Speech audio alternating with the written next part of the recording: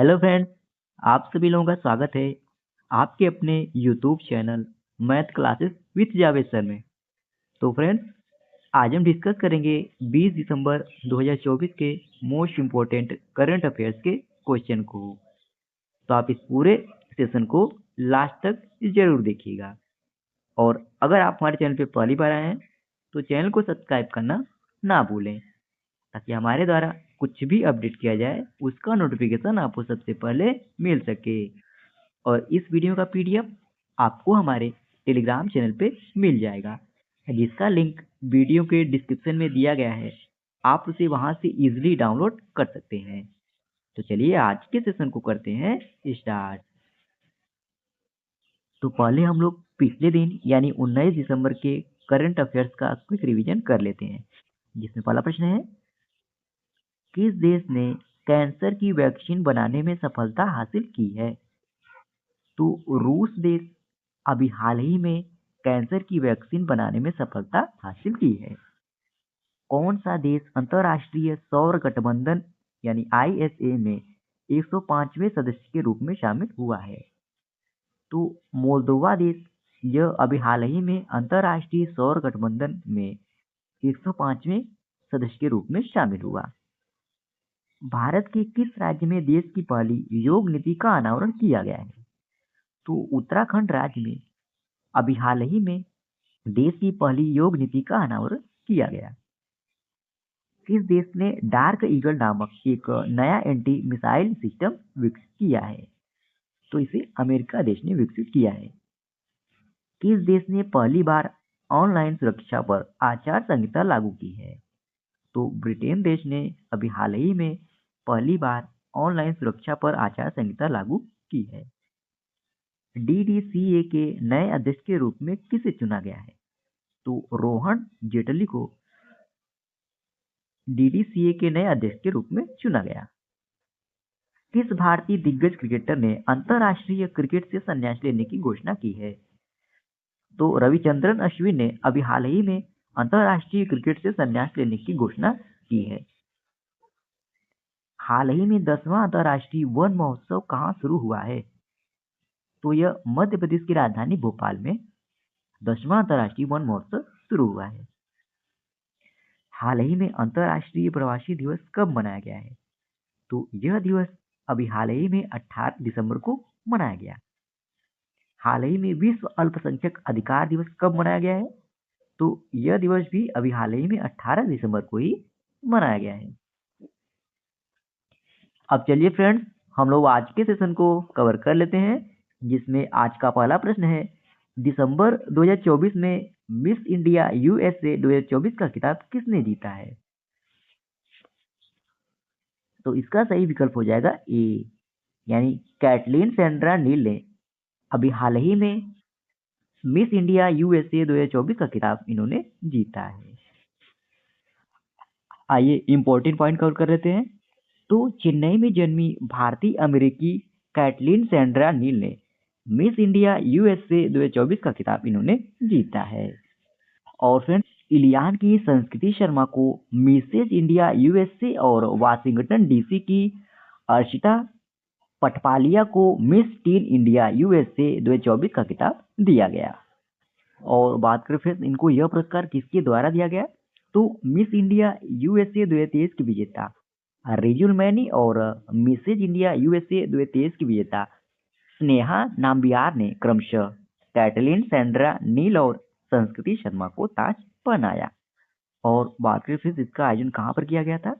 तो इसका आयोजन अमेरिका के न्यू जर्सी राज्य में इसको आयोजित किया गया था। अच्छा फ्रेंड्स, 2024 में जितने भी सौंदर्य प्रतियोगिताओं की विजेता रही हैं उन सबका हम आप लोगों को रिवाइज करवा दे रहे हैं। तो मिस यूनिवर्स 2024 की विजेता कौन रही? तो डेनमार्क की विक्टोरिया कजेर रही। मिस एआई 2024 की विजेता कौन रही? तो मोरक्को की केंजा लिली रही। मिस ग्रैंड इंटरनेशनल 2024 की विजेता कौन रही? तो रेचल गुप्ता रही। मिस इंडिया वर्ल्ड वाइड 2024 की विजेता कौन रही? तो ध्रुवी पटेल रही। मिस इंडिया 2024 की विजेता कौन रही? तो निकिता पोरवाल रही, जो मध्य प्रदेश से बिलोंग करती हैं। मिस यूनिवर्स इंडिया 2024 की विजेता कौन रही? तो रिया सिंघा रही। मिस अमेरिका 2024 की विजेता कौन रही? तो मेडिसन मार्स रही। मिस वर्ल्ड 2024 की विजेता कौन रही? तो क्रिस्टीना पिस्कोवा रही। यहाँ पर मिस टाइप हो गया फ्रेंड्स। मिस टीन यूनिवर्स 2024 की विजेता कौन रही? तो त्रिशुडारा रही। मिस यूनिवर्स ब्यूनस आयर्स 2024 की विजेता कौन रही? तो एलेजांद्रा मारिशा रोंजिक रही।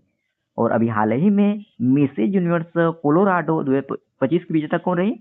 तो ललिता चेरुकुंडी रही। अगला प्रश्न है, हाल ही में बुल्गारिया में भारत के अगले राजदूत कौन नियुक्त हुए हैं? तो इसका सही विकल्प हो जाएगा डी, यानी अरुण कुमार साहू। यह अभी हाल ही में बुल्गारिया में भारत के अगले राजदूत नियुक्त हुए। आइए डिटेल में जान लेते हैं।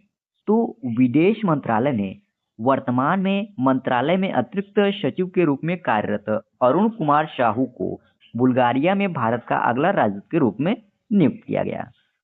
और फ्रेंड्स, अरुण कुमार साहू जो वर्तमान में मंत्रालय में अतिरिक्त सचिव हैं, इन्हें बुल्गारिया में भारत के अगले राजदूत के रूप में नियुक्त किया गया है। और फ्रेंड्स, वे जल्द ही अपना कार्यभार संभालेंगे। अच्छा फ्रेंड्स, अन्य देशों में जो राजदूत और उच्चायुक्त नियुक्त हुए हैं, उन सबका हम लोग रिवाइज कर लेते हैं। तो सुनीत मेहता को फिजी में भारत का अगला उच्चायुक्त नियुक्त किया गया। अभय कुमार को जॉर्जिया में भारत का अगला राजदूत नियुक्त किया गया। जी बाला सुब्रमण्यम को मालदीव में भारत का अगला उच्चायुक्त नियुक्त किया गया। अनुराग श्रीवास्तव को मॉरिशस में भारत का अगला उच्चायुक्त नियुक्त किया गया। बी वरनाल वन्ना को कंबोडिया में भारत का अगला राजदूत नियुक्त किया गया। कुमार तुहिन को नीदरलैंड में भारत का राजदूत नियुक्त किया गया। दिनेश भाटिया को ब्राजील में भारत का अगला राजदूत नियुक्त किया गया। डॉक्टर नीना मल्होत्रा को स्वीडन में भारत की एम्बेसडर के रूप में नियुक्त किया गया। स्वाति विजय कुलकर्णी को अल्जीरिया में भारत के अगले राजदूत के रूप में नियुक्त किया गया। और अभी हाल ही में ओम प्रकाश मीना को बुर्किना फासो में भारत का अगला राजदूत नियुक्त किया गया है। अच्छा फ्रेंड्स, अब हम लोग बुल्गारिया गणराज्य के बारे में जान लेते हैं। तो आधिकारिक तौर पर बुल्गारिया गणराज्य दक्षिण पूर्वी यूरोप का एक देश है। और बात करें फ्रेंड्स इसकी स्थापना की, तो 681 ईस्वी पूर्व में इसकी स्थापना हुई थी। और बुल्गारिया की राजधानी कहाँ है? तो सोफिया है। और यह देश की राजधानी के साथ साथ सबसे बड़ा इस देश का शहर भी है। और बुल्गारिया के प्रधानमंत्री कौन है? तो दिमितार ग्लेवचेव, यह बुल्गारिया के प्रधानमंत्री हैं। और यहाँ के राष्ट्रपति कौन है? तो रूमेन रादेव, यह वर्तमान में यहाँ के राष्ट्रपति हैं। और बुल्गारिया की मुद्रा क्या है? तो लेव है। और यहाँ की आधिकारिक भाषाएं क्या है? तो बुल्गेरियाई है। और बात करें फ्रेंड्स बुल्गेरिया की सीमा की, यानी किन किन देशों से इसकी सीमा लगती है, तो दक्षिण में ग्रीस और तुर्की, पश्चिम में सर्बिया और उत्तरी मैसेडोनिया स्थित है। और उत्तर में रोमानिया से इसकी सीमा लगती है।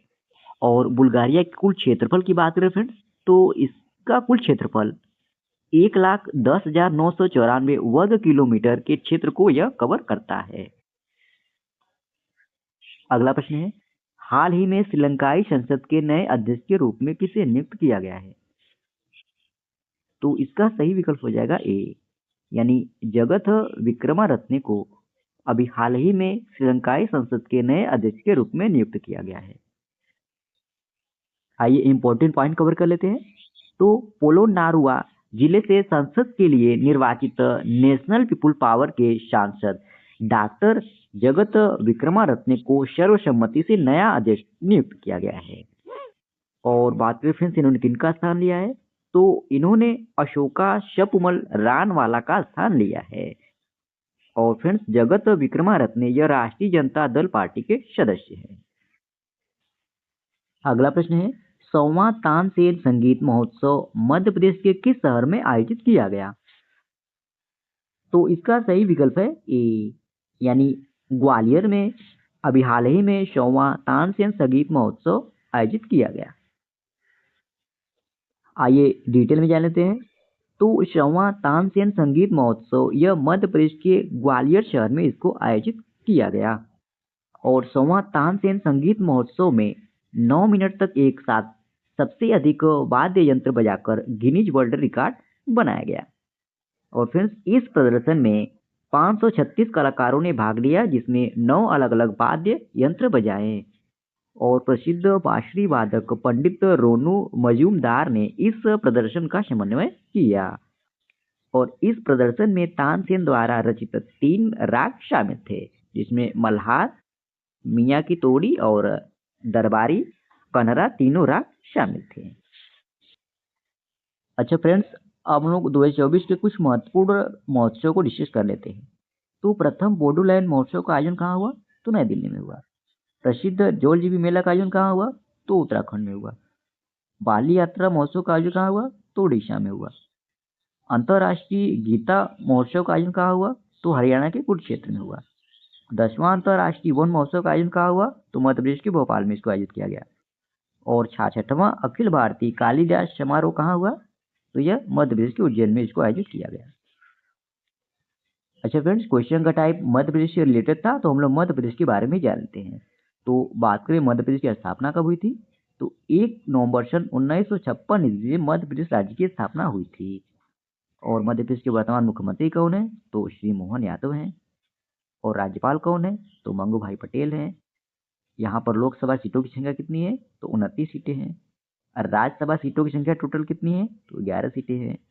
अच्छा फ्रेंड्स, अब लोग मध्य प्रदेश राज्य से संबंधित कुछ महत्वपूर्ण करंट अफेयर्स का रिवाइज कर लेते हैं। तो उत्तर भारत की सबसे बड़ी फ्लोटिंग सौर परियोजना का उद्घाटन कहाँ हुआ? तो मध्य प्रदेश के ओमकारेश्वर में हुआ। बायो सीएनजी संयंत्र वाली भारत की पहली आधुनिक गौशाला कहाँ बनाया गया? तो ग्वालियर में। और शहरी क्षेत्र के सभी प्राथमिक और स्वास्थ्य केंद्रों में आयुष सेवाएं प्रदान करने वाला पहला राज्य कौन है? तो मध्य प्रदेश है। ऑनलाइन समन और वारंट जारी करने के नियम अधिसूचित करने वाला पहला राज्य कौन है? तो मध्य प्रदेश है। और ये फ्रेंड्स अपना प्यारा भारत, और ये आप लोगों को बीच में जो सर्कल में दिख रहा है पीले कलर में, यह मध्य प्रदेश राज्य का मैप है। अगला प्रश्न है, गुजरात के कच्छ में स्थापित मरुस्थलीय पर्यटन सर्किट का क्या नाम है? तो इसका सही विकल्प है ए, यानी कच्छ मरुस्थल सर्किट। यह गुजरात के कच्छ में स्थापित मरुस्थल पर्यटन सर्किट का नाम है। आइए डिटेल में जान लेते हैं। तो गुजरात के सीएम भूपेंद्र पटेल ने कच्छ में पर्यटन को बढ़ावा देने के लिए रेगिस्तान पर्यटन सर्किट के लिए योजना का अनावरण किया। गुजरात सरकार के द्वारा धोर्डो से एक रेगिस्तान पर्यटन सर्किट स्थापित किया जाएगा। और धोर्डो को 2023 में विश्व पर्यटन संगठन के द्वारा बेस्ट टूरिज्म विलेज की सूची में शामिल किया गया था। और धोर्डो में हर वर्ष रण उत्सव का आयोजन किया जाता है। अच्छा फ्रेंड्स, क्वेश्चन हमारा गुजरात राज्य से रिलेटेड था, तो हम लोग गुजरात राज्य के बारे में जान लेते हैं। तो बात करें गुजरात की स्थापना कब हुई थी? 1 मई सन 1960 ईस्वी में गुजरात की स्थापना हुई थी। और गुजरात की राजधानी कहाँ है? तो गांधीनगर है। गुजरात के वर्तमान मुख्यमंत्री कौन है? तो भूपेंद्र भाई पटेल हैं। गुजरात के वर्तमान राज्यपाल कौन है? तो आचार्य देवव्रत हैं। और गुजरात के कुछ महत्वपूर्ण करंट अफेयर्स का रिवाइज भी कर लेते हैं। तो गरबा को यूनेस्को विरासत सूची में शामिल किया गया। केंद्रीय मंत्रिमंडल ने गुजरात के सांडल में एक नए सेमीकंडक्टर संयंत्र को मंजूरी दी है। केंद्रीय पर्यावरण मंत्रालय द्वारा जारी स्वच्छ वायु सर्वेक्षण में सूरत शहर शीर्ष पर रहा। और प्रधानमंत्री नरेंद्र मोदी ने सूरत में जल संचय जन भागीदारी कार्यक्रम का शुभारंभ अभी हाल ही में किया। और ये फ्रेंड्स गुजरात राज्य का मैप।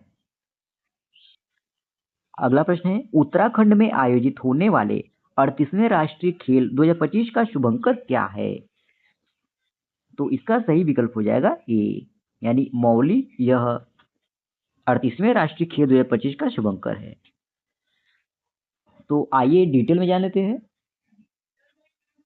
उत्तराखंड में 38वें राष्ट्रीय खेल 2025 में आयोजित किए जाएंगे। और आयोजन कब से कब तक किए जाएंगे फ्रेंड्स? तो यह 28 जनवरी से 14 फरवरी 2025 तक इसका आयोजन किया जाएगा। और उत्तराखंड के मुख्यमंत्री पुष्कर सिंह धामी ने देहरादून में इस आयोजन के लिए लोगो, जर्सी, गान, टैगलाइन शुभंकर का शुभारंभ किया। और बात करें शुभंकर का नाम क्या है? तो मौली है, जो राजबख्शी मोलना के नाम पर रखा गया है। और फ्रेंड्स इस खेल के लिए टैगलाइन क्या है? तो संकल्प से शिखर तक, यह इस खेल के लिए टैगलाइन है। और बात करें फ्रेंड्स इस खेल के महत्व की, तो उत्तराखंड के लिए खेलों की मेजबानी का ऐतिहासिक अवसर और इसका उद्देश्य युवाओं को प्रेरित करना और खेल संस्कृति को बढ़ावा देना है। अगला प्रश्न है, किसने राष्ट्रीय शूटिंग चैंपियनशिप में 25 मीटर महिला पिस्टल स्पर्धा का स्वर्ण पदक जीता है? इसका सही विकल्प हो जाएगा डी, यानी रिया श्रेष्ठ थट्टे ने अभी हाल ही में शूटिंग चैंपियनशिप में 25 मीटर महिला पिस्टल स्पर्धा का इन्होंने स्वर्ण पदक जीता है। आइए डिटेल में जान लेते हैं। तो औरंगाबाद की रिया श्रेष्ठ थट्टे ने नई दिल्ली में चल रही 67वीं राष्ट्रीय निशानेबाजी चैंपियनशिप में महिलाओं की 25 मीटर पिस्टल स्पर्धा में इन्होंने फाइनल में स्वर्ण पदक जीता। और बात करें फ्रेंड्स, इन्होंने किनको हराया, तो इन्होंने पंजाब की सिमरनप्रीत कौर बरार को 7-2 से हराकर यह खिताब जीता है। और आपको जानकारी के लिए बता दें, सीनियर राष्ट्रीय स्पर्धा में रिया का यह पहला खिताब है। और ओलंपिक खिलाड़ी और पूर्व एशियाई खेलों की चैंपियन राही शरनोबत इस प्रतियोगिता में तीसरे स्थान पर रही। अगला प्रश्न है, हाल ही में गोवा मुक्ति दिवस कब मनाया गया है? तो इसका सही विकल्प हो जाएगा सी, यानी 19 दिसंबर को अभी हाल ही में गोवा मुक्ति दिवस मनाया गया। आइए डिटेल में जान लेते हैं। तो गोवा मुक्ति दिवस यह भारत में हर साल 19 दिसंबर को मनाया जाता है और यह दिन उस दिन को चिन्हित करता है जब भारतीय सशस्त्र बलों ने 1961 में पुर्तगाली शासन के 450 वर्ष के बाद गोवा को मुक्त कराया था। और 2024 में फिर यह 63वां गोवा मुक्ति दिवस के रूप में मनाया गया। और आप लोग यह भी जानते रहिए, भारत के लोग हर साल 19 दिसंबर को गोवा, दमन और दीप मुक्ति दिवस के रूप में बड़े उत्साह और भव्यता के साथ मनाते हैं। यानी फ्रेंड्स, 19 दिसंबर को गोवा मुक्ति दिवस के साथ साथ दमन और दीप मुक्ति दिवस के रूप में भी बड़े हर्षोल्लास से मनाया जाता है। अच्छा फ्रेंड्स, अब दिसंबर महीने में जितने भी दिवस मनाए गए हैं उन सभी दिवसों के साथ हम लोग थीम को भी डिस्कस कर लेते हैं, जिसमें विश्व एड्स दिवस यह 1 दिसंबर को मनाया गया। और इस वर्ष की थीम क्या रही, तो सही रास्ता अपनाएं, मेरा स्वास्थ्य मेरा अधिकार, यह इस वर्ष इस दिवस की थीम रही। और 1 दिसंबर 2024 को ही सीमा सुरक्षा बल यानी बीएसएफ का 60वां स्थापना दिवस मनाया गया। 2 दिसंबर को विश्व कंप्यूटर साक्षरता दिवस मनाया गया। 2 दिसंबर को ही राष्ट्रीय गुलामी उन्मूलन दिवस मनाया गया। 2 दिसंबर को ही राष्ट्रीय प्रदूषण नियंत्रण दिवस के रूप में मनाया गया। और इस वर्ष इस दिवस का विषय क्या रहा, तो स्वच्छ वायु, हरित पृथ्वी, सतत जीवन की ओर एक कदम, यह इस दिवस की थीम रही। और 3 दिसंबर को अंतर्राष्ट्रीय विकलांग दिवस के रूप में मनाया गया। और विषय की बात करें तो एक समावेशी और टिकाऊ भविष्य के लिए विकलांग व्यक्तियों के नेतृत्व को बढ़ावा देना, यह इस वर्ष इस दिवस की थीम थी। और 4 दिसंबर को भारतीय नौसेना दिवस के रूप में मनाया गया। और इस वर्ष इस दिवस की थीम क्या थी, तो नवाचार और स्वदेशीकरण के माध्यम से ताकत और शक्ति, यह इस दिवस की थीम थी। और 4 दिसंबर को ही विश्व वन्यजीव संरक्षण दिवस के रूप में मनाया गया। 4 दिसंबर को ही अंतर्राष्ट्रीय चीता दिवस मनाया गया। 5 दिसंबर को अंतर्राष्ट्रीय स्वयंसेवक दिवस के रूप में मनाया गया। और थीम क्या रही, तो विविध स्वयंसेवक मजबूत समुदाय, यह इस दिवस की थीम थी। 5 दिसंबर को विश्व मृदा दिवस के रूप में मनाया गया। और थीम की बात करें तो मिट्टी की देखभाल, मापे, निगरानी करे, प्रबंधन करे, यह इस वर्ष इस दिवस की थीम थी। 7 दिसंबर को ही भारतीय सशस्त्र सेना झंडा दिवस के रूप में मनाया गया। 8 दिसंबर को बोधि दिवस के रूप में मनाया गया। 9 दिसंबर को अंतर्राष्ट्रीय भ्रष्टाचार निरोध दिवस के रूप में मनाया गया। और थीम क्या थी, तो भ्रष्टाचार के खिलाफ युवाओं के साथ एकजुट होना, कल की अखंडता को आकार देना, यह इस वर्ष इस दिवस की थीम थी। 9 दिसंबर को अंतर्राष्ट्रीय नरसंहार पीड़ित स्मरण और रोकथाम दिवस के रूप में मनाया गया। 10 दिसंबर को मानवाधिकार दिवस मनाया गया। और थीम क्या थी इस दिवस की, तो हमारे अधिकार हमारे भविष्य अभी, यह इस दिवस की थीम थी। और 11 दिसंबर को यूनिसेफ दिवस मनाया गया। 12 दिसंबर को अंतर्राष्ट्रीय तटस्थता दिवस के रूप में मनाया गया। 14 दिसंबर को राष्ट्रीय ऊर्जा संरक्षण दिवस के रूप में मनाया गया। और थीम क्या थी इस दिवस की, तो स्थायित्व को बढ़ावा देना, प्रत्येक वाट मायने रखता है, यह इस दिवस की थीम थी। और 16 दिसंबर को विजय दिवस के रूप में मनाया गया। 17 दिसंबर को पेंशनर्स दिवस के रूप में मनाया गया। 18 दिसंबर को अंतर्राष्ट्रीय प्रवासी दिवस के रूप में मनाया गया और 18 दिसंबर को ही विश्व अल्पसंख्यक अधिकार दिवस के रूप में मनाया गया। तो फ्रेंड्स, इसी प्रश्न के साथ ही ये आज का हमारा डेली करंट अफेयर्स का सेशन समाप्त होता है। आशा करते हैं आज का आपको सेशन अच्छा लगा होगा और इस वीडियो का पीडीएफ आपको हमारे टेलीग्राम चैनल पे मिल जाएगा, जिसका लिंक वीडियो के डिस्क्रिप्शन में दिया गया है। आप उसे वहां से इजीली डाउनलोड कर सकते हैं। और अगर आप हमारे चैनल पे पहली बार आए हैं तो चैनल को सब्सक्राइब करना ना भूलें, ताकि हमारे द्वारा कुछ भी अपडेट किया जाए उसका नोटिफिकेशन आपको सबसे पहले मिल सके। और लास्ट तक वीडियो में बने रहने के लिए धन्यवाद। आज के लिए इतना ही। जय हिंद, वंदे मातरम।